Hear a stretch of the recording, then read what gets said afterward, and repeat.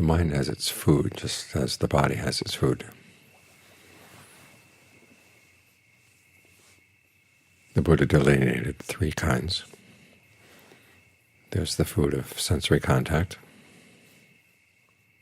the food of consciousness, and the food of your intentions. Contact, of course, has to do with things coming in from outside. Consciousness and intentions, those are the things that you bring. That's the food that you create.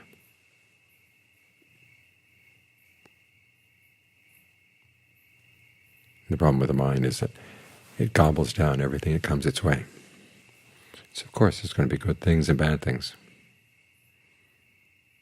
And if you regard everything as food, you're going to get sick. Think of a child going across the floor. It comes across a ball, it comes across a little toy car, it comes across something left behind by the dog.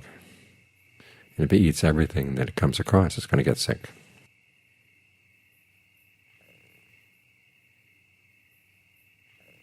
Sometimes it vomits stuff up, and then it eats that too, if it has no common sense. Common sense is some things are edible and some things are not, and you have to learn over time.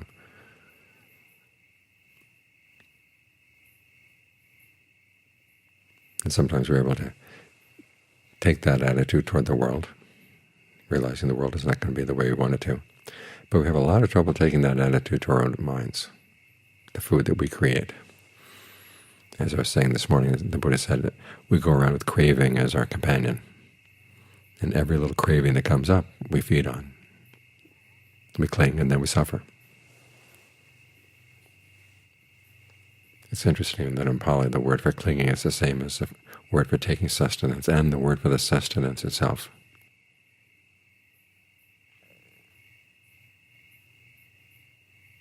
So in our eating habits, we're suffering. The first step in not suffering is learning how to eat selectively. And a good way to do that is to give the mind better things to feed on. Again, you create them yourself. You can't wait for just the best context to come in from outside and then feed on healthy food. You've got food coming from within. And in John Lee's image, it's like having land of your own, and you can grow your own crops. 4 big acres, the 4 elements of the body, the properties of the body. And the big one, of course, is the breath. There's a lot to feed on here. The way you breathe can be very refreshing, very nourishing. Try to think of the breath in a way that's as comfortable, but also as interesting as possible. A lot of people have trouble with breath meditation because they don't see the breath as interesting. It's just in and out, maybe a few variations. But when you start thinking about it, it's the energy that flows down through the tiniest blood vessels, the tiniest nerves. Nourishes the different organs of the body. Helps with your posture, if you breathe right. There are lots of things the breath can do for you.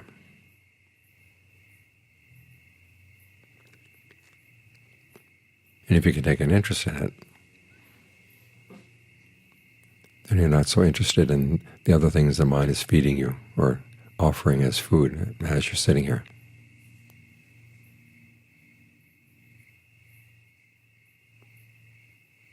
When you've got good food like this, then you look at the other stuff you've been feeding on, and it's not nearly as interesting. You might still go back to it, but at least for the time being you don't have to.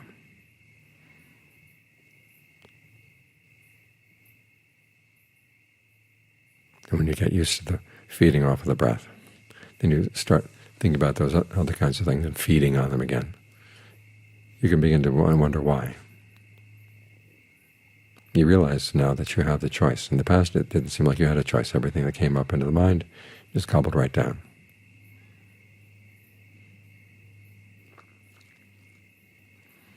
But now that you got better food, you can realize that you don't have to take everything that comes in from outside, and you don't have to take everything the mind has created, because you do have the choice.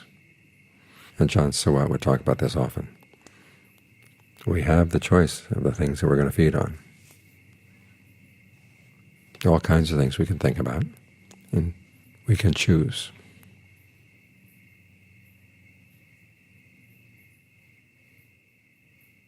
And that's a good lesson to learn right there. All too often we think that certain things come into the mind and you gotta feed on them.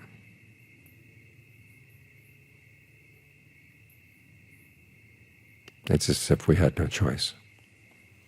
Certain issues take on an importance way out of proportion to their real importance.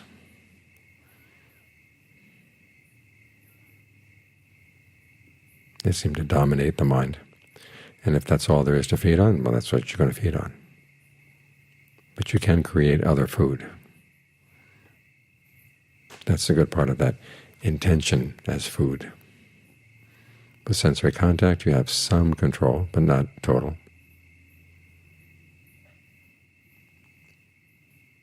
Certain things you can choose simply not to look at, not to listen to. But there are other things that are shining right in your face, blaring right in your ears. That's the world outside. The world inside, though, you do have some power over that. This is what we're learning as we meditate. And you want to make the best use of that power. You benefit, the people around you benefit as well. Because when the mind feeds itself in a way that makes itself sick, it's going to start taking it out on other people.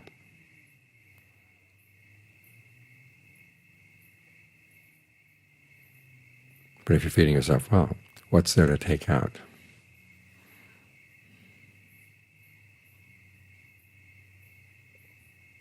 You've got goodness inside, you can begin to radiate a little goodness out.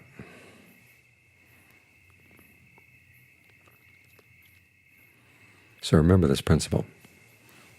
The mind is feeding, and some kinds of food you have no control over, but you can choose not to eat them. There are other things, however, that you can change about what you're creating inside. And having this alternative source of food, a better source of food,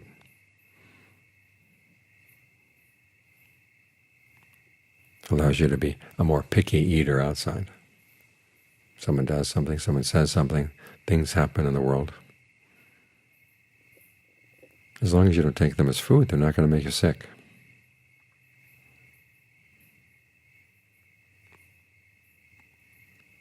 It's like a dead animal on the road.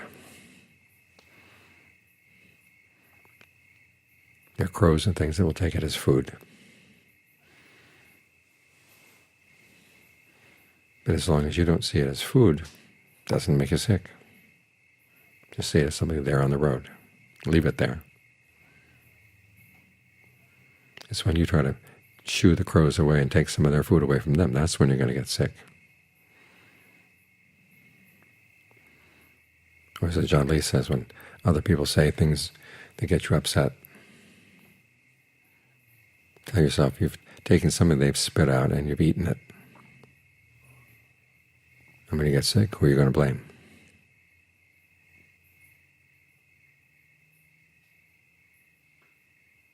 Our problem is that we feed off of everything that comes our way. So learn the basic principle of the practice. Be selective in what you feed on. As for things that would make you sick, just leave them alone.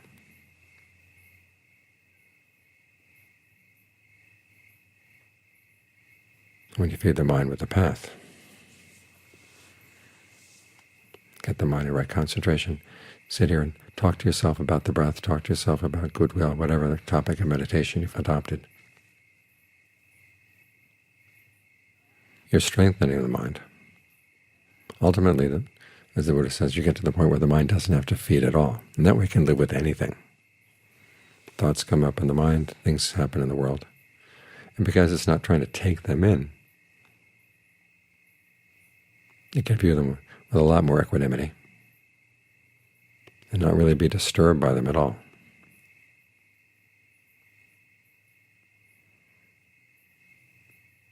But until you reach that point, you've got to provide yourself with good food. You can't wait for the world to provide the good food. This means that you can't feed on just anything the mind creates.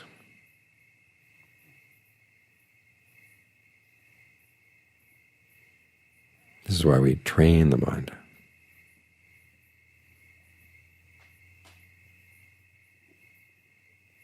So it can learn how to make good, nourishing, healthy food for itself.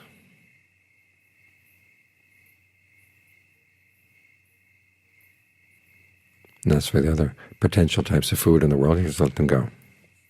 If somebody else wants to eat it, that's their business. But you've taken care of your business inside.